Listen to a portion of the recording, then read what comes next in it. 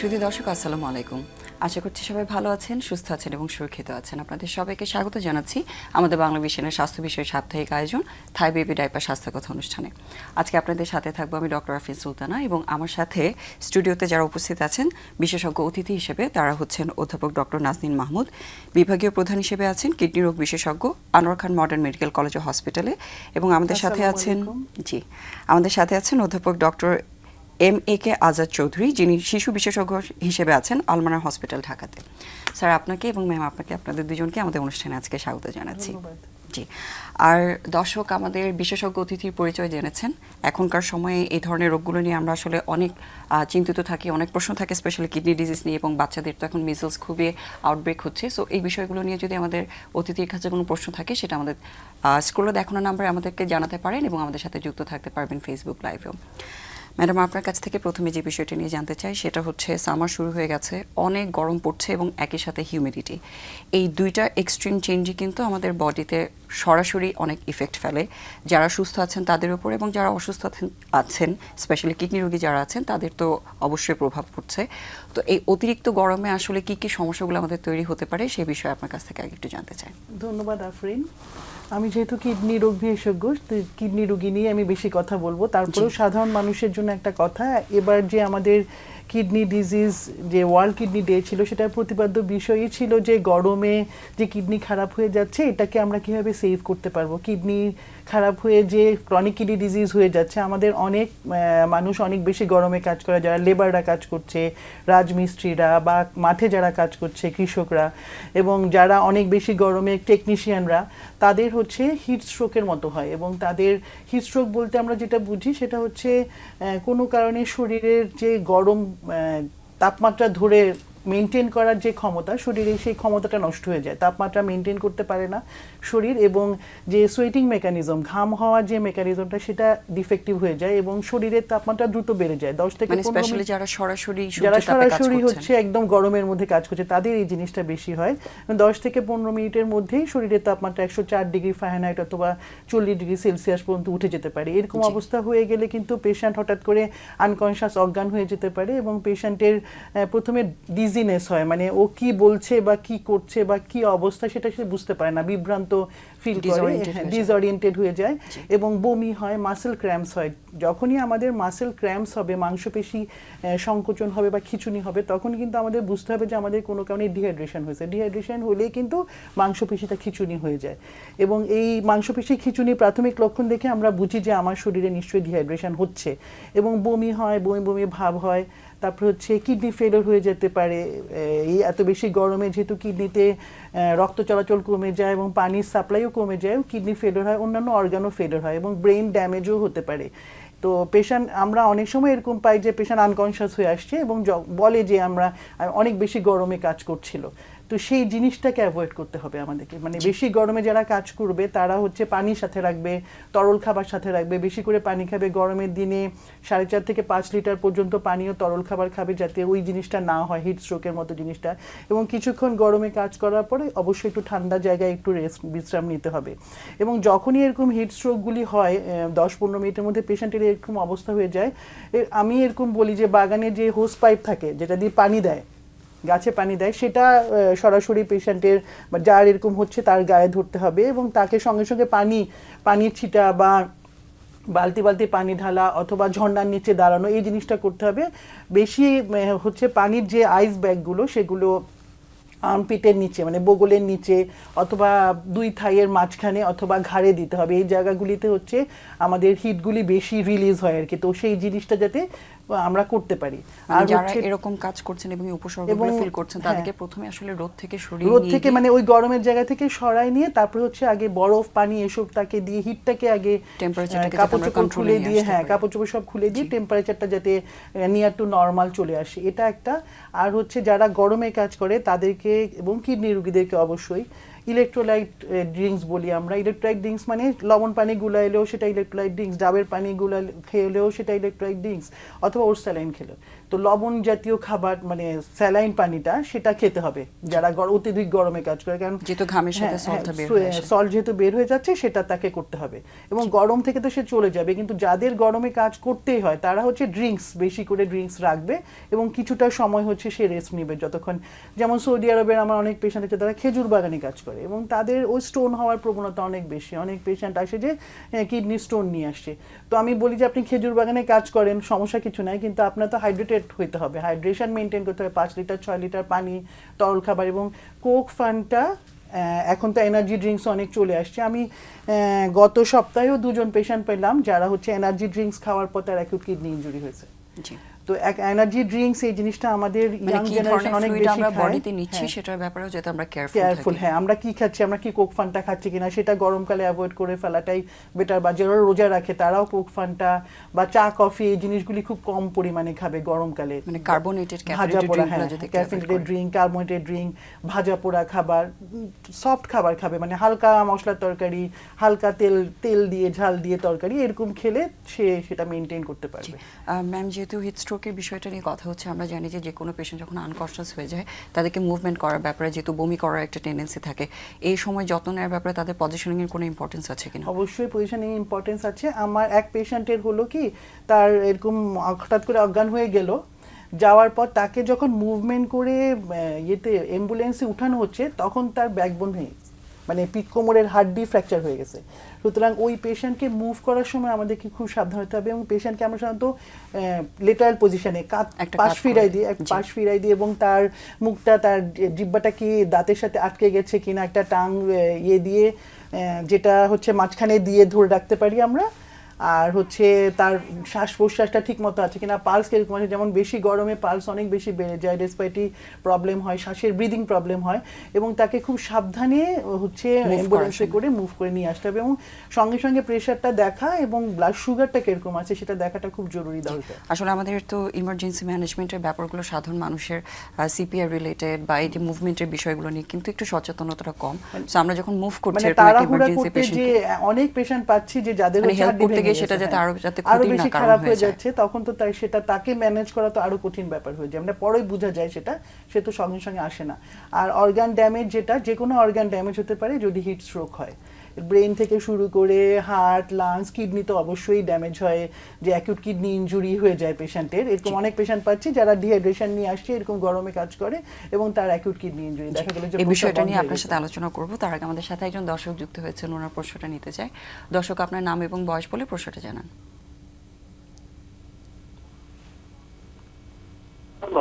Hello, জি আপনাকে শুনতে পাচ্ছি। হ্যালো, আসসালামু আলাইকুম। ওয়ালাইকুম আসসালাম। আপনার নাম এবং বয়সটা বলে প্রশ্নটা একটু বলবেন আমাদের। জি, আমি একজন আইসিইউ পেশেন্ট, আমার ডায়াবেটিক আছে। আমি একটু জানতে চাচ্ছি যে আমার পানি খুব কম খেতে হয়, ডাক্তারের পরামর্শ 1 থেকে 1.5 লিটার। তো প্রথমত অনেক পানির পিপাসা পড়ে এবং দ্বিতীয় বিষয় হচ্ছে আমি আমার কিডনিটাকে সুরক্ষা রাখার জন্য কি করতে পারি, আর কিডনির কোনো অসুবিধা হলে আমি এটা বুঝবো কিভাবে শারীরিকভাবে, কারণ আমার ডায়াবেটিকও আছে। তবে আপাতত নিয়ন্ত্রিত, আল্লাহ। আপনাকে ডক্টর শুনতে পেয়েছেন, আপনি আমাদের সাথে থাকুন। আপনার কোনো প্রশ্ন আছে দর্শকের কাছে? ধন্যবাদ দর্শক। আপনার প্রথমে কোন কথাটা বলেন, আপনি কিসের পেশেন্ট? ডায়াবেটিস ছাড়া? লাইনটা মনে হয় কেটে গেছে। আচ্ছা, উনি যেহেতু ডায়াবেটিক পেশেন্ট, আপনি যেহেতু ডায়াবেটিক পেশেন্ট, আপনার ডায়াবেটিস কন্ট্রোল থাকাটা খুব জরুরি দরকার। ডায়াবেটিস কন্ট্রোল বলতে আমরা বুঝি HbA1c 4 মাসের ডায়াবেটিসের গড় অ্যাভারেজ, সেটা 6%-এর মধ্যে, 6% মধ্যে থাকতে হবে। এটা আপনি অবশ্যই 4 মাস পর পর করাবেন, করায় দেখবেন আপনার HbA1c 6% মধ্যে আছে কিনা। যদি না থাকে তাহলে আপনার ডায়াবেটিস কন্ট্রোল নেই। আমরা সাধারণত খালি পেটে, ভরা পেটে এটা দেখে আসলে আমরা ডায়াবেটিস রিয়েলি কন্ট্রোল আছে কিনা সেটা বুঝতে পারি না। এটা আপনি অবশ্যই দেখবেন।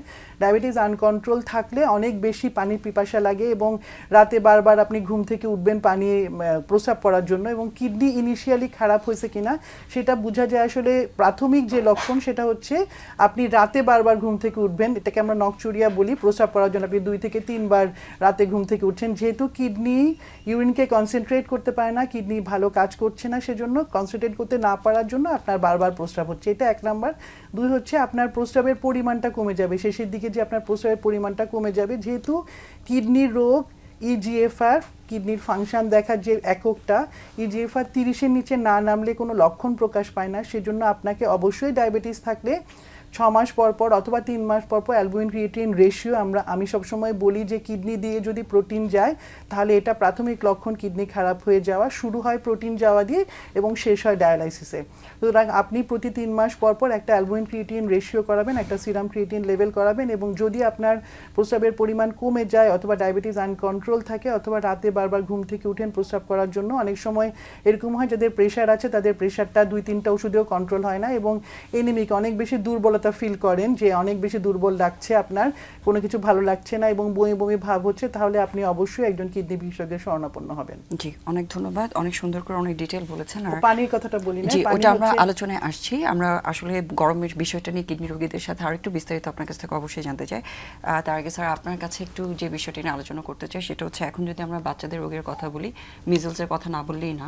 এখন একটা আউটব্রেক চলছে, যদিও এখন আস্তে আস্তে কন্ট্রোলের দিকে আসছে, বাট তারপরেও শিশুরা সাফার করছে। সো মিজলসের বিষয়টা নিয়ে আমাদের দর্শকদের সচেতন করে আপনি কি বলতে চান বিশেষজ্ঞ হিসেবে? আসলে হঠাৎ করে, আমি তো অনেক দিন ধরে এই শিশু কাজ করছি, মানে আমার মনে হয় খুব একটা দেখি না এরকম অত, মানে আচমকা যেন অনেকগুলো বাচ্চা আমরা পেতে লাগলাম, হাম আসতেছে, তারপরে এরা খারাপ হয়ে যাচ্ছে, নিউমোনিয়া হচ্ছে, কারো ডায়রিয়া হচ্ছে, বেশ আতঙ্কিত হওয়ার মতো হলো। তারপরে জানা গেল যে সারা দেশে এটা ছড়িয়ে পড়েছে। এটা একটা আমাদের মানে দুর্ভাগ্যের কথা, কেন জানো এটা হলো। এবং একটা হচ্ছে যে 6 মাস আমরা টিকা দিই সরকারি 9 মাস থেকে, আবার 15 মাস, কিন্তু অনেকগুলো বাচ্চা আমরা পেলাম 9 মাসের আগেই হাম হয়ে যাচ্ছে, 6 মাস থেকে 9 মাসের ভিতরে, কারণ ওদের টিকা দেওয়ার সুযোগ হয়নি। আবার কেউ কেউ হয়তো টিকা দিতে পারে না, হয়তো নিজেরাই যায় নাই বা কোনো কারণে টিকা হয় নাই, তাদের হচ্ছে। এবং এর ভিতরে কিছু কিছু শিশু আছে যাদের পুষ্টিহীনতায় ভোগে, পুষ্টির অভাব আছে। তারপরে কারো কারো মিজলসের সাথে জটিলতা হচ্ছে, মানে নিউমোনিয়া হয়ে যাচ্ছে, কারো কারো ডায়রিয়া হচ্ছে, এবং এরা খুব খারাপ অবস্থায় চলে যাচ্ছে। আরেকটা সমস্যা হচ্ছে যে হাসপাতালে, ধরেন আমাদের হাসপাতালে আমরা যদি মিজলসের রোগী ভর্তি করি, তারা অন্য বাচ্চাদের নিয়ে আবার সম্মুখীন হয়ে যাচ্ছে। সেজন্য একটা আলাদাভাবে যে ওদেরকে ব্যবস্থা করা, সেটাও সেই জিনিসগুলো সেপারেশন করা নিয়েও সমস্যা হয়ে গেছিল। যদি এখন অনেকটা হয়ে গেছে, মানে ওদেরকে আমরা কোথায় দেবো, কী করব, সেই সমস্যাগুলো হয়ে গেছে। যাই হোক, এখন অনেকটা কমের দিকে যাচ্ছে, আশা করি ইনশাল্লাহ সামনের দিকে আরও কমবে। কিন্তু এটা একটা মানে আমাদের সব বাচ্চা, যে সব বাচ্চা, ছোট বাচ্চা, কিছু কিছু বড় বাচ্চারা হচ্ছে যাদের টিকা দেওয়া নাই, আমি কিছু বাচ্চা পেয়েছি যারা 7-8 বছরে হয়েছে, কিন্তু ওদের জটিলতা কম। বেশিরভাগই এই ছোট বাচ্চারা, এবং যারা পুষ্টির সাথে বুঝছে বা তার অন্য একটা অসুখ তার সাথে আছে, মানে ইমিউনিটি কম থাকলে সেটা সাথে আসলে রোগের প্রকোপটা কম। তারপরে এবং মিডলস হওয়ার পরে ইমিউনিটি আরও ডিপ্রেস করে ফেলে, এবং তাদের এবং সহজে নিউমোনিয়া হয়, তারপরে ডায়রিয়া হয়, তারপরে মানে খুব খারাপ অবস্থায় চলে যায়, এবং সেখানে অনেক অনেক বেশি যত্ন নিতে হয়। যেহেতু অ্যাকিউট ইফেক্টগুলো নিয়ে তো আমরা জানি যে ইমার্জেন্সিগুলো হচ্ছে, যে হসপিটালে ভর্তিগুলো হচ্ছে, এই মিজলসের আনকন্ট্রোল থাকলে বা ঠিকমতো ট্রিটমেন্ট না নিলে কোনো লং টার্ম ইফেক্ট হতে পারে কিনা?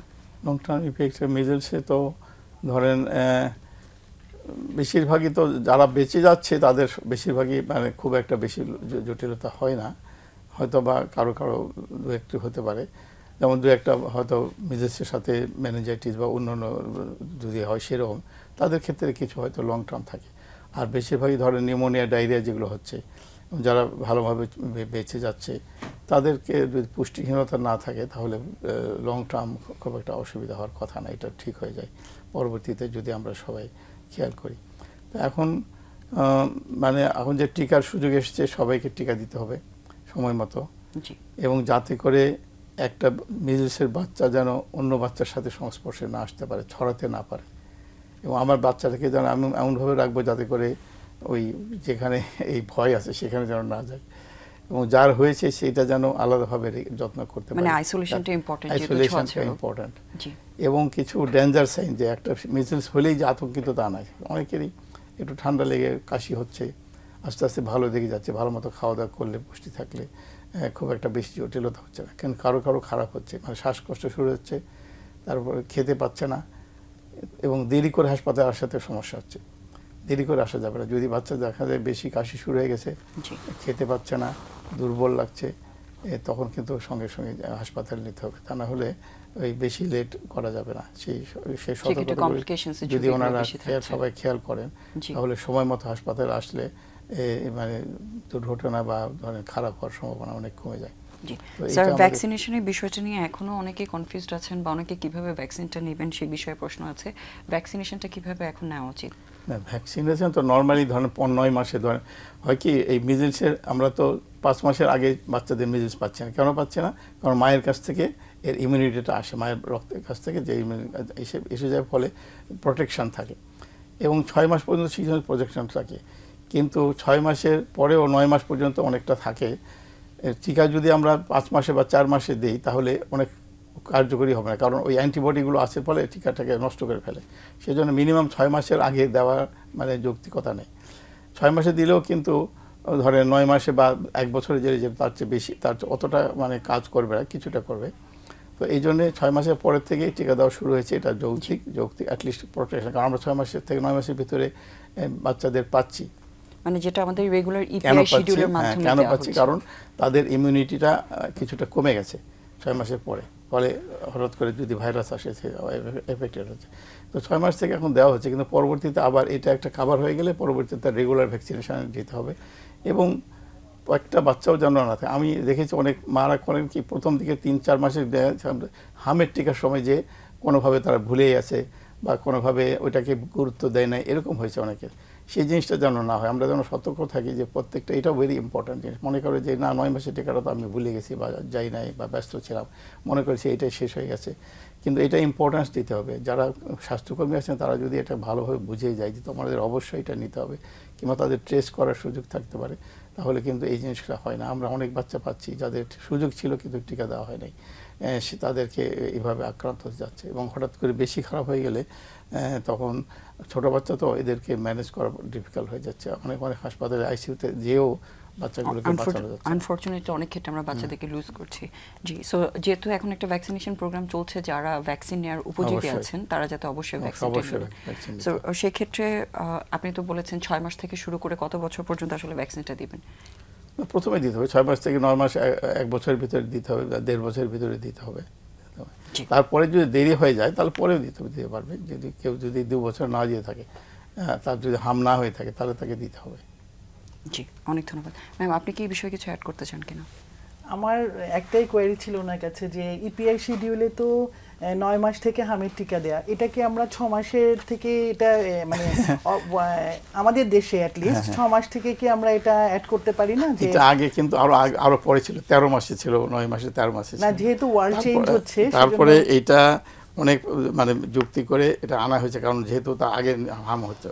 কিন্তু ওই যেটা বললাম যে যদি 6 মাসে দেওয়া হয় তাহলে হয়তো 50% এফিকেসি হবে না, কারণ ওই ম্যাটারনাল ইমিউনিটি থাকে, তো ম্যাটারনাল অ্যান্টিবডিগুলো থাকে, তো ওই ভ্যাকসিনটাকে নষ্ট করে ফেলে, ভ্যাকসিনের কার্যকারিতা থাকে না। 6 মাসের পরে আর কি 6 মাস 7 মাস। সেই জন্য 9 মাসেই তো ওরা ইন্টারন্যাশনালি অ্যাকসেপ্টেড হয়েছে। ঠিক আছে, 9 মাসে আমরা দিলাম, আবার একটা বুস্টার দিতে পারি 15 মাসে। কিন্তু আপনারা যদি 6 মাসে সবাইকে নিয়ে আসেন এবং পরে, তাহলে কিন্তু ওই কাভারেজটা, ওই ইমিউনিটিটা অতটা হবে না। তবে এই যে এখন যে সিচুয়েশন হয়েছে যে একটা মানে মোটামুটি মহামারীর মতো, তো সেখানে আমাদের এটা কিছুটা হলেও তো লাভ হচ্ছে, সেজন্য দেওয়াটা যৌক্তিক হয়েছে। কিন্তু নর্মাল রুটিনে কিন্তু কোনো দেশে এটা দেয় না, এবং আমরাও দিলে ওই তো দেওয়া হবে, কিন্তু কার্যকরিতা অতটা হবে না আমার কি। এবং এটার সাথে আরেকটা বিষয় যেটা হার্ড ইমিউনিটির বিষয়টা অনেকে বলে থাকেন, রেগুলার ভ্যাকসিনেশনের আন্ডারে যদি সবাই চলে আসে, আমাদের হার্ড ইমিউনিটি নাই জন্য কিন্তু আজকে এটা হচ্ছে। যদি হার্ড ইমিউনিটি থাকতো, যদি 70-80% বাচ্চাদের কাভারেজ থাকতো, তাহলে বাকি কত কাভারেজ না থাকলেও এদের তাই হতো না। কিন্তু সামহাও আমাদের হার্ড ইমিউনিটিটা নষ্ট হয়ে গেছে, যেটা এই জন্য যাদের গ্যাপ হয়ে গেছে তাদের জন্য একটা ভ্যাকসিনেশনটা চলছে। মেজেলস এটা হার্ড ইমিউনিটিটা কমে গেছে, এটা আমাদের সতর্ক থাকা উচিত ছিল, এবং পরবর্তীতে অবশ্যই সতর্ক থাকতে হবে। হার্ড ইমিউনিটি যেন আমাদের থাকে, তা নাহলে এই বাচ্চাগুলো আবার রিস্কে পড়ে যাবে। মানে ইম্পর্টেন্ট জিনিস হচ্ছে ইপিআই যে রেগুলার ইমিউনাইজেশনটা আছে সেটা যাতে প্যারেন্টসরা কনসিয়াস হয়ে বাচ্চাদের ঠিকঠাক নিয়ে নেন। প্যারেন্টসদেরকে ইনশিওর করতে হবে। জি, অনেক ধন্যবাদ। ম্যাডাম, আপনি বলছিলেন যে গরমের সাথে কিডনি ইনজুরির বিষয়টা, যে অতিরিক্ত গরমে হঠাৎ করে কিডনির ক্ষতি হতে পারে, সেই বিষয়টা একটু জানতে চাই। হঠাৎ করে কিডনি খারাপ হয়ে যাক আমরা কোনটাকে বুঝি সেটা হচ্ছে যদি একটা পেশেন্ট এসে, সাধারণত পেশেন্টরা এসে আমাদেরকে বলে যে আমার 6 ঘন্টা ধরে প্রস্রাব হচ্ছে না বা 12 ঘন্টা ধরে প্রস্রাব হচ্ছে না বা একদিন ধরে প্রস্রাব একটু কম কম হচ্ছে। যদি হঠাৎ করে কিডনি খারাপ হয়ে যায় এটা সাধারণত রিভার্সেবল লস হয়, মানে রিভার্সেবল লস মানে কিডনি আবার আগের জায়গায় ফিরে চলে যায় এবং পেশেন্ট প্রেজেন্ট করে হচ্ছে ওনার প্রস্রাব হচ্ছে না এটা নিয়ে। তো এই জিনিসটাকে আমরা আসলে অ্যাকিউট কিডনি ইনজুরি বা সাময়িকভাবে কিডনি অকেজো বলি। এটা কয়েক ঘন্টা থেকে 1-2 দিন পর্যন্ত বা 1 সপ্তাহ পর্যন্ত হতে পারে যে কম কম প্রস্রাব হচ্ছে অথবা প্রস্রাব হচ্ছে না। এখন কি কারণে হচ্ছে, যেহেতু গরমকাল এখন, সেটা 1 নাম্বার কজ হচ্ছে ডিহাইড্রেশন। এটা হচ্ছে মানে পানি যদি শূন্যতা। পানি শূন্যতা, যদি বেশি পরিমাণে বমি হওয়ার কারণে অথবা ডায়রিয়া হওয়ার কারণে একটা পেশেন্টের ডিহাইড্রেশন হয় তাহলে তার কিডনি ফেলিওর হবে। অথবা রোড ট্রাফিক অ্যাক্সিডেন্ট হলো, অথবা অনেক বেশি ব্লাড লস হলো, পোস্টপার্টাম বাচ্চা হওয়ার পর অনেক বেশি ব্লাড লস হলো, অথবা আগে যে পেপটিক আলসার ডিজিজ, যদি ব্লিডিং পেপটিক আলসার ডিজিজ থাকে, অনেক বেশি রক্ত বমি করার পর তার অনেক বেশি ব্লাড লস হলো, অথবা পাররেক্টাল ব্লিডিং, যার হেমোরয়েডস আছে অথবা পাইলস আছে, তার অনেক বেশি ব্লাড লস হয়ে যাওয়ার পর কিন্তু অ্যাকিউট কিডনি ইনজুরি হতে পারে। এটা মানে ওভারঅল যখন ব্লাড ভলিউমটা ব্লাড কমে ভলিউম যাচ্ছে, ব্লাড কমে যাবে, সার্কুলেশন তখন কমে যাওয়ার সার্কুলেশন জন্য। টু দ্য কিডনি কমে যাবে, কমে গেলে অ্যাকিউট কিডনি ইনজুরি। এছাড়া হার্ট ফেলিওরে হতে পারে এবং সেপ্টিসেমিয়া বলি, যদি কোনো কারণে রক্তে ইনফেকশন থাকে বা অন্য কোনো শরীরের অন্য কোনো জায়গায় ইনফেকশন আছে সেটা সারা রক্তে ছড়িয়ে পড়েছে, সেরকম হলেও কিডনি ফেলিওর হয়। কোনো মেডিসিনের জন্য কি হতে পারে কিনা? হ্যাঁ, নন স্টেরয়েড অ্যান্টি ইনফ্লামেটরি ড্রাগ, যেটা আমাদের দেশে তো এই ওষুধগুলো ব্যথার ওষুধ, যেন ব্যথা করছে ফার্মেসিতে গেল, ফার্মেসিতে একটা ওষুধ দিল, ব্যথার লাল বড়ি আমরা বলি, ইনফ্লাম জাতীয় ওষুধ, সেই ওষুধগুলো খেলে কিন্তু অ্যাকিউট কিডনি ইনজুরি হয়। এছাড়া সিপ্রোফ্লক্সাসিন, জেন্টামাইসিন, সিঙ্গেল ডোজে অ্যামিকেসিন, এসব ওষুধগুলো যদি হঠাৎ করে নেয় মানুষ কোনো কারণ ছাড়াই, তার কিডনি ফেলিওর হতে পারে, সাথে যদি ডিহাইড্রেশন অ্যাডেড থাকে। এছাড়া যদি জরায়ুতে ক্যান্সার হয় অথবা সার্ভাইকাল ক্যান্সার হয়, প্রোস্টেট গ্ল্যান্ডে কোনো ক্যান্সার হলো, ব্লাডারে কোনো টিউমার হলো, তখন ওই ইনিশিয়ালি ওই প্রস্রাবের যে রাস্তাটা ওটা ব্লক করে দিয়ে, অথবা বিনানের জন্য প্রোস্টেট হলো, মিডিয়ান লোব এনলার্জ হয়ে গেল, তার ওই ব্লাডের রাস্তা ব্লক করে দিয়ে তার হচ্ছে অ্যাকিউট কিডনি ইনজুরি হতে পারে। তার ইউরিন আউটপুট আছে বাট সেটা বের হচ্ছে না, মানে এটাকে রিটেনশন আমরা বলি আর কি। ঠিক আছে, তো এই এতগুলো কারণে অ্যাকিউট কিডনি ইনজুরি হতে পারে। তার মধ্যে মেইন কারণ হচ্ছে ফ্রুটের সাথে সম্পর্ক আছে, এরকম কিছু আছে কিনা স্টার ফ্রুট বা এই ধরনের খাবারগুলোর সাথে? এটা আমি আগেরবারও বলেছিলাম যে যদি কোনো মানুষ খালি পেটে এক গ্লাস মানে 100 ml এর মতো কামরাঙ্গার জুস খায় তাহলে কিন্তু তার অ্যাকিউট কিডনি ইনজুরি হতে পারে। এছাড়া বেলুম্বু থেকে হতে পারে, ঘৃতকুমারী থেকে অ্যাকিউট কিডনি ইনজুরি হতে পারে, পয়জন থেকে কোনো অর্গানোফসফরাস পয়জনিং হলো বা স্নেক বাইট হলো, সাপে কামড় দিল, সে থেকে অ্যাকিউট কিডনি ইনজুরি হতে পারে। তো এতগুলো কারণে, আর কিডনির যে কারণটা সেটা হচ্ছে গ্লোমেরুনেফ্রাইটিস বলি, র্যাপিডলি প্রোগ্রেসিং গ্লোমেরুনেফ্রাইটিস। গ্লোমেরুনেফ্রাইটিস হলে আমি বাচ্চাও গত মাসে আমি 2 জন বাচ্চা পেলাম যাদের হচ্ছে এই গরমের কারণে তার প্রথমে চুলকানি হলো, স্ক্যাবিজ তো মাঝখানে অনেক বেশি বেড়ে গেছিলো, তো স্ক্যাবিজ হলো, তার স্ক্যাবিজ থেকে হচ্ছে গ্লোমেরুনেফ্রাইটিস হলো, গ্লোমেরুনেফ্রাইটিস হয়ে তার অ্যাকিউট কিডনি ইনজুরি। এবং ক্রিয়েটিনিনের মাত্রা বেড়ে যায়, ক্রিয়েটিনিন করলে আমরা দেখি যে 3.2 অথবা 2.3 এরকম হয়ে যায়। অনেক ক্ষেত্রে পেশেন্টদের ডায়ালাইসিস লাগে, এরকম আছে যে তার ক্রিয়েটিনিন যদি দ্রুত বেড়ে যায়, মানে সকালে আমি দেখলাম যে ক্রিয়েটিনিন 2.5 আছে, বিকালে যদি 12 ঘন্টার মধ্যে ক্রিয়েটিনিন যদি 5 হয়ে যায়, তাহলে কোনো আউটপুট যদি না হয়, পেশেন্টের কোনো প্রস্রাব না হয়, তাহলে আমাদের অবশ্যই ডায়ালাইসিস দিতে হবে। তো এরকম পেশেন্টও পাই। তো বাচ্চাদের ক্ষেত্রে যেটা হচ্ছে ডিহাইড্রেশনটা, যদি হাইড্রেশন ভালোভাবে মেনটেন করা হয় বা অন্যান্য অ্যাডাল্ট পেশেন্টের জন্য যদি হাইড্রেশন মেনটেন করা হয়, আমরা আসলে প্রাথমিকভাবে যখনই অ্যাকিউট কিডনি ইনজুরি নিয়ে পেশেন্ট আসে তখন আমরা তার ভলিউমটা কতটুকু আছে, ভলিউম লস আছে কিনা, ডিহাইড্রেশন আছে কিনা, সেটা আগে অ্যাসেস করি। ব্লাড প্রেশার, পালস, রেসপিরেটরিটা রেটটা কিরকম আছে, এগুলি সব দেখি। একটা ক্রিয়েটিনিন, একটা ইলেকট্রোলাইটস, আর হচ্ছে পুরা পেটের আলট্রাসোনোগ্রাম, এই 3টা পরীক্ষা আমরা ইনিশিয়ালি করি, আর সাথে সিবিসি রুটিন যে টেস্টগুলো সেগুলো করে আমরা একটা ইনিশিয়াল ধারণা করি যে এতটুকু হয়েছে, 1 ঘন্টার মধ্যে তো রিপোর্ট পাওয়া যায় সবগুলো। তো আমরা আগে হাইড্রেশনটাকে কন্ট্রোল করি, তারপর হচ্ছে অ্যাকর্ডিং টু কজ হচ্ছে ট্রিট করা হয়। মানে যার যে কারণে অ্যাকিউট কিডনি, কারো যদি ব্লাড লসের কারণে অ্যাকিউট কিডনি ইনজুরি হয় তাহলে তাকে ব্লাড দিতে হবে, যার ডিহাইড্রেশন ফ্লুইড লসের জন্য হচ্ছে তাকে ফ্লুইড দিতে হবে, তো হার্ট ফেলিওর থাকলে তাকে হার্ট ফেলিওরের ম্যানেজমেন্ট দিতে হবে। তো অ্যাকিউট কিডনির ম্যানেজমেন্টটা আসলে এভাবেই আমরা করি। জি, যে কারণটা হচ্ছে সেই হিসেবে সেটার ম্যানেজমেন্টটা একই সাথে আর হচ্ছে আরেকটাও আছে যে যদি এরকম অ্যাকিউট কিডনি ইনজুরি থাকে তাহলে কিছু ড্রাগের হচ্ছে অ্যাডজাস্টমেন্ট লাগে, যেমন যারা মেটফরমিন, ডায়াবেটিস পেশেন্ট মেটফরমিন খাচ্ছে, অথবা হাইপারটেনশনের পেশেন্ট, প্রেশারের রুগী, তাই এসি ইনহিবিটর অথবা ERB খাচ্ছে, ওই ওষুধগুলি আমরা হচ্ছে স্টপ করে দিই। যে আপনার যেহেতু সাময়িকভাবে কিডনি অকেজো আছে, তো যেই ওষুধগুলি ওই জিনিসটাকে অ্যাগ্রাভেট করবে, বাড়িয়ে দিবে, সেই ওষুধগুলি হচ্ছে আমরা বন্ধ করে দিই। জি, লাস্ট কোয়েশ্চেন এই বিষয়টাতে, সেটা হচ্ছে অ্যাকিউট কিডনি ইনজুরি হলে সেটা ভালো হওয়ার সম্ভাবনা কতটুকু থাকে, বা আনকন্ট্রোল থাকলে বা ঠিকমতো ম্যানেজমেন্ট করা না হলে কি ক্ষতি হতে পারে, একটু ছোট করে যেমন কারো যদি প্রস্রাব 6 ঘন্টা অথবা 7 ঘন্টা 8 ঘন্টা প্রস্রাব হচ্ছে না, তাকে অবশ্যই বিশেষজ্ঞ চিকিৎসকের শরণাপন্ন হতে হবে, এবং ইনিশিয়াল ম্যানেজমেন্ট যদি আমরা করতে পারি তাহলে আমাদের এটা রিভার্সেবল, এটা আবার আগের জায়গায় ফিরে যায়। যেগুলো ফিরে যায় না, কিছু কিছু রোগীর ক্ষেত্রে, যেমন পোস্টপার্টাম হেমারেজ, যাদের বাচ্চা হওয়ার পরে অথবা অ্যাবর্শনের পরে যেসব মহিলাদের কিডনি ইনজুরি হয়, অথবা সিজারের পরে যাদের পোস্টপার্টাম অনেক বেশি রক্তক্ষরণ হয়েছে, তাদের যদি অ্যাকিউট কিডনি যায়, সেটা অনেক ক্ষেত্রে হচ্ছে ক্রনিক কিডনি ডিজিজে চলে যেতে পারে। অথবা যাদের আগে থেকেই কিডনির সমস্যা ছিল, ও জানতো না তার কিডনির সমস্যা আছে, এখন তার অ্যাকিউট কিডনি ইনজুরি হওয়ার পর সে এসছে, তার কিন্তু কিডনি আর আগের জায়গায় ফিরে যায় না, কারণ সে অলরেডি ক্রনিক কিডনি ডিজিজের পেশেন্ট, অলরেডি ড্যামেজ তার কিডনি প্রিভিয়াসলি। সো বেসিক্যালি যে সব ক্ষেত্রে আমরা ম্যানেজমেন্টটা সঠিক টাইমে সঠিকভাবে নিচ্ছি, সেখানে রিভার্স হয়ে যত যাওয়ার তাড়াতাড়ি আমরা ম্যানেজ করতে পারবো অ্যাকিউট কিডনি ইনজুরি, তত আমরা হচ্ছে কিডনিকে সেভ করবো। জি, অনেক ধন্যবাদ। আমরা এখন একটা ছোট্ট বিরতিতে যেতে চাচ্ছি থাই বেবি ডাইপার স্বাস্থ্য কথা অনুষ্ঠান থেকে। দর্শক ততক্ষণ পর্যন্ত আমাদের সাথেই থাকুন।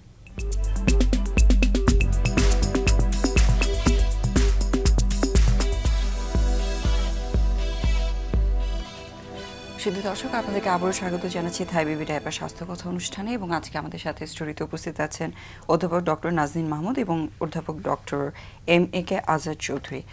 স্যার, যেহেতু কিডনি রোগগুলো নিয়ে কথা হচ্ছে, শিশু বিশেষজ্ঞ হিসেবে আপনার কাছ থেকে জানতে চাই আসলে বাচ্চাদের ক্ষেত্রে কি কি কিডনি রোগগুলো হতে পারে, বা কোন বিষয়টা নিয়ে আপনি জানাতে চান?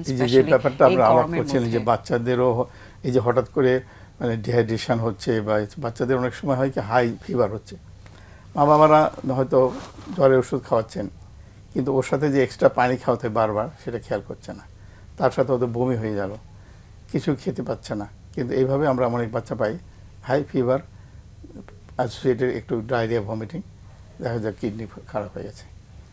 কিছু কিছু ওষুধ, যেমন আপনারা জানেন প্যারাসিটামলের যে ইনগ্রেডিয়েন্ট, ওখান থেকে একবার কিডনি হলো, ওই ওষুধগুলোও কিন্তু অনেক সময় যদি ঠিক মতো না খাওয়ানো হয়, বা ইয়ে থাকে ইনগ্রেডিয়েন্টের প্রবলেম থাকে, সেখানে হতে পারে। কিন্তু এই ফিভার থেকে ডিহাইড্রেশন হয়ে অনেক বাচ্চা আমরা পাই যাদের কিডনি অলরেডি অ্যাকিউট ইনজুরি হয়েছে, তারপরে কোনো কোনো সময় দেরি হয়ে আসে। এটা একটা সমস্যা যেটা প্রিভেন্টেবল, মানে একটা বাচ্চা হলে গা মুছে দিতে হবে, তারপরে বারবার তাকে তরল খাবার দিতে হবে, পানি খাওয়াতে হবে, এবং ডায়রিয়া ভমিটিং হলে যে সঙ্গে সঙ্গে অন্যান্য স্যালাইন খাওয়াতে হবে, পানি খাওয়াতে হবে, প্রস্রাব করছে কিনা দেখতে হবে, এটা খেয়াল করতে হবে। অনেক সময় মা বাবারা অত খেয়াল করে না, বোঝেন না, পরে দেখা যাচ্ছে যখন হাসপাতালে দেরিতে আসে তখন দেখা যাচ্ছে যে তার ক্রিয়েটিনিন হাই, তার অনেকগুলো দিয়ে, এটা কিন্তু হয়ে যায়। তাছাড়া ধরেন জন্মগত কিছু কারণে হয়, বা অসুখ বিসুখের হয়, কিডনি ইনজুরি হতে পারে, মানে ওই যে জেন্টামাইসিন বললেন, বা ইনঅ্যাপ্রোপ্রিয়েটলি যদি আমরা ওষুধগুলো দিই বাচ্চাদের ক্ষেত্রে, বিশেষ করে লেভেল হাই হয়ে গেল, কিডনি ড্যামেজ হয়ে গেল, এটা আমরা সবাইকে সতর্ক থাকতে হবে যে এই জিনিসগুলো। কতগুলো ওষুধ ছোটো বাচ্চা, বিশেষ করে নিউবর্ন বাচ্চাদের কতগুলো ওষুধ বেশি ক্ষতি করে, সেই জিনিসগুলো যদি সবাইকে ঠিকমতো দেওয়া হয় তাহলে ক্ষতি হতে পারে। এইভাবে স্যার, যেহেতু ভমিটিং, ডায়রিয়া, এই ইস্যুটা চলেই আসে বাচ্চাদের সাথে, খুবই কমন একটা প্রবলেম। সো এই বাচ্চাদের ভমিটিং, ডায়রিয়া বা গ্যাস্ট্রোইন্টেস্টিনাল ডিজিজ, এগুলো সম্পর্কে একটু আপনার কাছ থেকে জানতে চাই। এই যে আমাদের গরমের সময় কিন্তু এটা বেশি হয়, বেশি কিছু ভাইরাল ডায়রিয়া হয়, ব্যাকটেরিয়াল ডায়রিয়াগুলো গরমের সময় বেশি হয় বিশেষ করে। এবং এইটা একটা তো রোটা ভাইরাস দিয়ে হয়, অন্যান্য বিভিন্ন ধরনের আমাদের এই ওয়াটার কন্টামিনেশন হওয়ার সুযোগ থাকে বেশি, এবং এই গরমের সময় আমরা প্রায় ডায়রিয়া, ভমিটিং বাচ্চাদের পাই, এবং তখন এই ডিহাইড্রেশন সহজে হয়ে যায়, বিশেষ করে গরমের সময়। সেই জন্যে এই সতর্কতার ব্যাপারটা আমরা বারবার বলতেছি যে বাচ্চাকে যখনই কোনো বমি বা ডায়রিয়া শুরু হয়ে যাবে, স্যালাইন খেতে শুরু করবে, বাচ্চা অনেক সময় একদম নিস্তেজ হয়ে তখন হাসপাতালে নিয়ে আসছে, তখন তার স্যালাইনই পাওয়া যাচ্ছে না, ড্রপ পাওয়া যাচ্ছে না। এই জিনিসটা যেন না হয়, আগেভাবে যেতে হবে যখন, এবং প্রাথমিকভাবে চিকিৎসা করে নিলে এই সমস্যা সাধারণত হয় না, কিন্তু যারা দেরি করেন সেই সময় সমস্যা হয়। সেটা যেন না হয়, এটা খেয়াল রাখতে হবে। ডায়রিয়া ভমিটিংকে গুরুত্ব দিতে হবে। বাচ্চা খেতে পাচ্ছে না, অনেকবার বমি করছে, কিন্তু আমরা হাসপাতালে নিচ্ছি না, সেটা করা যাবে না। কিন্তু খেতে পাচ্ছে, বমি হচ্ছে কিন্তু খাচ্ছে, কিছু বমি হচ্ছে কিছু থাকছে, তাহলে কিন্তু অসুবিধা নেই। প্রস্রাব করছে বাচ্চা, তাহলে আমরা থাকতে পারি, বাসায় থেকে চিকিৎসা করব। কিন্তু প্রস্রাব অনেকক্ষণ ধরে হয় নাই এবং বাচ্চা কিছু খেয়ে রাখতে পারছে না, তখন বেশি দেরি করাটা ঠিক হয় না। তাহলে আমরা হসপিটালে গেলে প্রাথমিক চিকিৎসা দিলেই ভালো হবে, এটা সহজ। স্যার, বাচ্চাদের ক্ষেত্রে আরেকটা কমন জিনিস যেটা আমরা দেখতে পাই, সেটা হচ্ছে জন্ডিস। সো এই বিষয়টা নিয়ে আপনি কি বলতে চান? জন্ডিস, জি, আচ্ছা, জন্ডিস তো একটা হলো যে বড়দের বাচ্চা হেপাটাইটিস হচ্ছে, এটাও তো পানিবাহিত একটা রোগ। এই পানিবাহিত রোগে অনেকেরই জন্ডিস হচ্ছে বড়দের। সেটা তো হলেই ধরেন খাবার ক্ষুধামন্দা হয়, খেতে চায় না, বাচ্চা আস্তে আস্তে হলুদ হয়ে যায়, তারপরে বমি হয় কারো কারো, এবং না খেয়ে বাচ্চা নিস্তেজ হয়ে যায়। এবং এই জন্ডিসটা দেখে হলুদ দেখে আমরা যদি প্রাথমিকভাবে শনাক্ত করতে পারি, এবং সেক্ষেত্রে বিশেষ করে একটা বেশিরভাগই হেপাটাইটিস এ, যেটা কয়েকদিন পরে ভালো হয়ে যায়। একটু রেস্ট দিতে হয়, তরল খাবার বেশি করে খাওয়াতে হয়, আস্তে আস্তে সেটা ঠিক হয়ে যায়। হেপাটাইটিস ই হলেও কিন্তু হয়, কিন্তু হেপাটাইটিস বি অনেক সময় হয়, যেটা অন্যান্য কারণ হতে পারে। সেটা সেই জন্য হাসপাতালে ডাক্তার শরণাপন্ন হতে হবে, পরীক্ষা করে দেখতে হবে যে তার জন্ডিসের মাত্রা কত, এবং হেপাটাইটিস এ বা বি বা ই কোনটা হয়েছে সেটা দেখতে হবে। যদি বি হয় তাহলে কিন্তু এটার জন্য বেশি সতর্ক, আর ই বা ই হলে সাধারণত বিশ্রাম নিলে, পরিমিত খাবার খেলে ঠিক হয়ে যায়। আরেকটা জন্ডিস হয় নবজাতকের পরে। নবজাতকদের জন্মের পরে একটা জন্ডিস হয়, এটা বেশিরভাগই ফিজিওলজিক্যাল, যে অনেক বেশি রক্ত থাকে মানে অবস্থায়, পেটের অবস্থায়, সেটা ভেঙে যায়, ভেঙে আস্তে আস্তে নর্মাল হিমোগ্লোবিন আসে। তখন এই সময়টাতে একটু রক্ত ভাঙার জন্য জন্ডিসের পরিমাণ বেড়ে যায়, এবং তার একটা মাত্রা আছে। সবাই যদি খেয়াল করে যে কত বেশি হলে একটু রোদ দিতে হয়, তাতে কিছুটা কমে আসে। খুব বেশি হলে যদি ডাক্তার শরণাপন্ন আমরা মিটার করতে পারি, অনেকটা মেশিন আছে, আমাদের চামড়ার উপর দেখা যায়, রক্ত পরীক্ষা করে দেখা যায়। খুব বেশি মাত্রা না হলে আস্তে আস্তে ঠিক হয়ে যায়। যদি বেশি মাত্রা হয়, আজকাল বেশ ফটোথেরাপি নিচে রাখলে এটা কমে যায়। কিন্তু যদি অবহেলা করা হয় তাহলে কিন্তু ব্রেনের ক্ষতি হয়। বিশেষ করে প্রিম্যাচিউর বাচ্চা যদি হয়, ছোট কম ওজনের বাচ্চা যদি হয়, এবং তাদের জন্ডিসের মাত্রা বেশি হলে ব্রেনে এটা এফেক্ট করে, এবং সেই জিনিসটা আমাদের সজাগ রাখতে হবে, তা না হলে কিন্তু একটা পার্মানেন্ট ড্যামেজ হওয়ার ভয় থাকে। অনেক ধন্যবাদ স্যার। বাচ্চাদের কিডনি রোগ নিয়ে একটু বলি, জি, সেটা হচ্ছে গ্লোমেরুলোনেফ্রাইটিস। অ্যাকিউট গ্লোমেরুলোনেফ্রাইটিস বাচ্চাদের কিন্তু অনেক বেশি হয়, আমরা পাই। পোস্ট স্ট্রেপ্টোকক্কাল গ্লোমেরুলোনেফ্রাইটিস, গলা ব্যথা হলো, তারপর তার হচ্ছে কিডনি ফেলিওর, একদম শরীর ফুলে টুলে এসে আসে, প্রোটিন যাচ্ছে, স্ক্যাবিস থেকে হয়, স্ক্যাবিস থেকে হয়। এই জিনিসটা বাচ্চাদের বেশি হয়, কিডনি রোগ যদি বলি। আর হচ্ছে মেডুলারি স্পঞ্জ কিডনি, মানে ও জন্মগতভাবেই ওই জিনিসটা নিয়ে জন্মগ্রহণ করছে, এটাও অনেক বেশি পাই। এবং পলিসিস্টিক কিডনি ডিজিজ, এটাও বাচ্চাদের হয় আর কি। বাচ্চাদের যদি কিডনি ডিজিজের কথা বলি, আর সাথে অ্যাকিউট কিডনি ইনজুরি, ডিহাইড্রেশন, এগুলো তো আছেই। কিন্তু জন্মগত কিছু জিনিস নিয়ে তারা জন্মায়, সেটা হচ্ছে বাবা মার কাছ থেকে সে ইনহেরিটেডলি পাইছে। এবং মোস্ট কমন হচ্ছে অ্যাকিউট গ্লোমেরুলোনেফ্রাইটিস, সেটা হচ্ছে গলা ব্যথা অথবা স্ক্যাবিস অথবা কোনো চুলকানি থাকলে। আমি সব সময় বলি বাংলাদেশে গরমকালে বেশি, যেহেতু ময়েশ্চার বেশি থাকে, হিউমিডিটি বেশি থাকে, চুলকানি খুব তাড়াতাড়ি হয়। এবং এভরিডে গোসল করতে হবে, প্রতিদিন দরকার হলে দুবেলা গোসল করতে হবে, যাতে ব্যাকটেরিয়াল ইনফেকশন বা অন্য কোনো ইনফেকশন স্কিনে না হয়। এবং ট্রিটমেন্টটা নিতে হবে, এটা ইম্পর্টেন্ট। থেকে বড়দের ছোটদের দুজনেরই কিন্তু গ্লোমেরুলোনেফ্রাইটিস হতে পারে, এবং সেটা এবং অনেকে যেহেতু ইচিং বাংলাদেশে খুব কমন একটা প্রবলেম, অ্যালার্জি মনে করে ট্রিটমেন্ট নিতে চান না, সেটা যাতে না করেন। কিডনি রোগ এত বাড়ার one of the most important cause হচ্ছে এই যে মানে চুলকানির চিকিৎসা হয় না। জি ম্যাম, কুরবানি চলে আসছে, সো এই কুরবানির ঈদের জন্য আমরা সবসময় সাধারণ দর্শকদের উপস্থিতি নিয়ে কিছু পরামর্শ দিয়ে থাকি, যাতে সবাই সুস্থভাবে ভালোভাবে ঈদ করতে পারেন। সো আপনার কাছ থেকে এই বিষয়টা জানতে চাই, স্পেশালি যারা কিডনি রোগী আছেন তাদেরকে মেনশন করে। এক হচ্ছে, যেহেতু অনেক বেশি গরমের মধ্যে কোরবানি হচ্ছে, হাইড্রেশন মেনটেন করতে হবে মাস্ট একদম। কোরবানির দিন তো সবাই, মানে ছেলেরা তো সব মাঠেই থাকে, ওখানেই কোরবানি হচ্ছে, তখন কিন্তু পানি খাওয়াটা অথবা ওর স্যালাইন, ডাবের পানি, এগুলো প্রচুর স্টক যাতে থাকে, এটা খাবে যাতে ডিহাইড্রেশন না হয়। বারবার পানি খেতে হবে। এবং গরু জবাই করার পরে যে মাংসটা খাচ্ছে, সেই মাংসটা রান্না করার আগে কিন্তু ভালো করে ধুয়ে নিতে হবে, একদম ভালো করে ধুবে। এবং চর্বি, যে ওটার সাথে যে চর্বিটা থাকবে, সেই চর্বিটা ফেলে দিবে, চর্বি কোনোভাবেই নিবে না। এবং চর্বি ছাড়া যে মাংস, সেটা রান্না করার পরে দেখবেন যে গরুর মাংস রান্না করার পর উপরে অনেক তেল জমে যায়। আমি সবসময় পেশেন্টদেরকে বলি যে উপরে রান্না করার কিছুক্ষণ পর হাফ অ্যান আওয়ার যদি মাংসটা পাতিলটা রেখে দেওয়া হয়, দেখা গেছে যে উপরে অনেক তেল জমে যায়। সেই তেলটা চামচ দিয়ে অথবা কিচেন টাওয়েল দিয়ে অথবা কোনো কিছু দিয়ে একদম ওই তেলটা সরিয়ে ফেলতে হবে। শুধু মাংসটা, তার সাথে একটু মশলা থাকলে সেই জিনিসটা খাবে। অনেক সময় ফ্রিজে রেখে দিলে, ফ্রিজে রাখার পর উপরে বড় করে হলুদ রঙের চর্বি পড়ে যায়, ওই চর্বিটা উঠায় ফেলে দিয়ে তারপর হচ্ছে গরু মাংসটা খাবে। লিন মিটটা পাচ্ছে। হ্যাঁ, তাহলে একদম সলিড যে মিটটা সেটা খাবে, সেটাও 2-3 টুকরার বেশি না খাওয়াটাই বেটার। কারণ গরুর মাংস বেশি খেলে এক হচ্ছে শরীর খারাপ হয়, 2 হচ্ছে কোলেস্টেরল বাড়ে, 3 হচ্ছে ইউরিক অ্যাসিড। গরুর মাংস যারা বেশি খায় তাদের কিন্তু অনেক বেশি ইউরিক অ্যাসিড বেড়ে যায়, এবং ইউরিক অ্যাসিড বাড়লে তাদের শরীর ব্যথা হবে, তার কিডনিতে স্টোন হবে। এবং খাসির মাংস যতটুকু সম্ভব না খাওয়াটাই বেটার, ওটা পুরোটাই চর্বি, মানে মাংসের ভিতরে রিবে রিবে চর্বি থাকে, তো সেটা খেলেও খুবই কম খাবে, না খাওয়াটাই বেটার।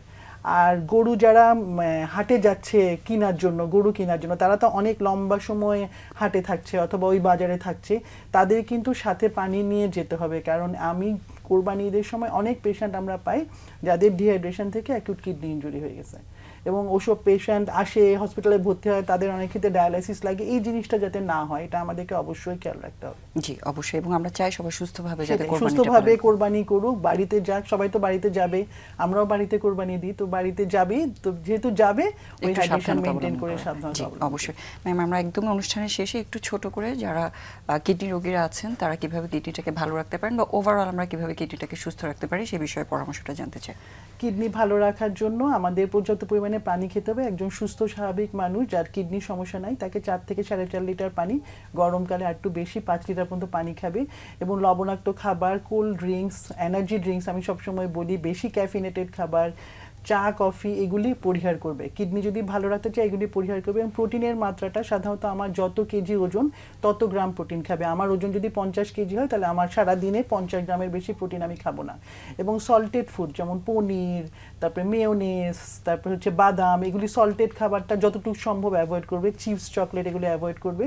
এবং যাদের ডায়াবেটিস আছে তারা হচ্ছে 4 মাসের গড় HbA1c এর মাত্রাটা যাতে 6%-এর মধ্যে থাকে। এবং যাদের প্রেশার আছে তাদের যদি প্রেশার কন্ট্রোল না থাকে সে অবশ্যই বিশেষজ্ঞ চিকিৎসকের পরামর্শ নেবে। একটা ওষুধে প্রেশার কন্ট্রোল না হলে তাই 2 বেলা 3 বেলা ওষুধ খাবে। এবং 3 মাস পর পর অ্যালবুমিন ক্রিয়েটিন রেশিও অথবা ইউরিন ফর মাইক্রোঅ্যালবুমিন একটা পরীক্ষা বলি, এবং সিরাম ক্রিয়েটিনিন, এই দুটো পরীক্ষা যাদের প্রেশার আছে, যাদের ডায়াবেটিস আছে তারা করবে। এবং সাধারণ মানুষরা 6 মাসে একবার এই আমাদের দেশে যেহেতু রুটিন চেকআপের কোনো ব্যবস্থা নাই, আমরা করি না, কিন্তু রুটিন চেকআপটা এটা বেটার অপশন যে আর্লি যত তাড়াতাড়ি কিডনি রোগ ধরা পড়বে সেই কিডনি রোগের প্রোগ্রেশনটাকে আমরা তত তাড়াতাড়ি আটকাইতে পারবো। এবং প্রোগ্রেশন আটকাইলে ক্রনিক কিডনি ডিজিজের মাত্রা এত পরিমাণে বাড়বে না। এবং প্রস্রাব করলে আমরা বলি যে একবার প্রস্রাব করে আপনি টয়লেটে কিছুক্ষণ ওয়েট করবেন, আবার দেখবেন একটু প্রস্রাব হচ্ছে, ওটা করে আপনি বের হয়ে আসবেন। এবং খাবার দাবার যেসব খাবারে ইউরিক অ্যাসিড বাড়ে সেসব খাবার যতটুকু সম্ভব আপনি অ্যাভয়েড করবেন। বেশি করে শাকসবজি ফলমূল খাবেন, প্রতিদিন এক্সারসাইজ করবেন, প্রতিদিন আধা ঘন্টা করে হাঁটবেন। এবং সুষম খাদ্য মেনটেন করা। গরমে বেশি রোদে যারা কাজ করে সেই গরমে কাজ করাটা, ফ্যাক্টরিতে, কোল মাইনে, খনিতে যারা কাজ করে এবং যারা টেকনিক্যাল জব করে তারা তো অনেক ইম্পর্টেন্ট মানুষ। তারা যদি গরমে কাজ করার পর একটু রেস্ট নিয়ে যদি কাজ করে, এই সিস্টেমটা যদি মেনটেন করতে পারে তাহলে অনেক বেশি ভালো থাকবে। এবং স্পেশালি মহিলারা যারা কাজ করছেন বাইরে, প্রস্রাব যাতে আটকে না মহিলারা তো প্রস্রাব আটকে রেখে ইউটিআই হয়ে যায়, তো ইউটিআই না যাতে হয় সেটার আমাদের দেশে পাবলিক টয়লেটগুলির অবস্থা খুবই খারাপ, তো যেমনি হোক ওটা একটা ব্যবস্থা করতে হবে আর কি। জি, এবং এখন স্যানিটাইজেশনের অনেকগুলো স্প্রে পাওয়া যায় বা এই ধরনের যে অল্টারনেটিভ মেথডসগুলো আছে, সুষম খাদ্য, পরিমিত খাবার এবং লাইফস্টাইল চেঞ্জ, প্রতিদিন হাঁটা, প্রতিদিন ব্যায়াম করা এবং প্রতিদিন শাকসবজি ফলমূল খাওয়া, এই জিনিসটা খুব ইম্পর্টেন্ট। এবং হাইজিনটা মেইনটেইন করা। জি, অনেক ধন্যবাদ। আমরা অনুষ্ঠান শেষে চলে এসেছি। আজকে আমাদের সাথে ছিলেন অধ্যাপক ডক্টর নাজিন মাহমুদ এবং অধ্যাপক ডক্টর MA আজাদ চৌধুরী। আপনাদের দুজনকে আবারও ধন্যবাদ জানাচ্ছি আমাদের অনুষ্ঠানে থাকার জন্য। এবং দর্শক, কুরবানি ঈদ আসছে, আমরা চাই আপনারা সবাই সুস্থ স্বাভাবিকভাবে সুন্দরভাবে ঈদ পালন করেন। তো সেক্ষেত্রে অবশ্যই এই গরমের মধ্যে সবাই খেয়াল রাখবেন যাতে সবার পানি শূন্যতাটা প্রিভেন্ট করতে পারি। পর্যাপ্ত পরিমাণে পানি খাবেন এবং সাথে যারা বাইরে কাজ করছেন একটু সল্ট ওয়াটার ইনটেক করা বা একটু ডাবের পানি খাওয়া, সেটাকেও একটু চেষ্টা করুন মাথায় রাখার জন্য। আর অতিরিক্ত গরমে সরাসরি যতটুকু সম্ভব বাইরে না যাওয়াটাই ভালো। আশা করছি সবাই ভালো থাকবেন, সুস্থ থাকবেন। ঈদ মোবারক সবাই।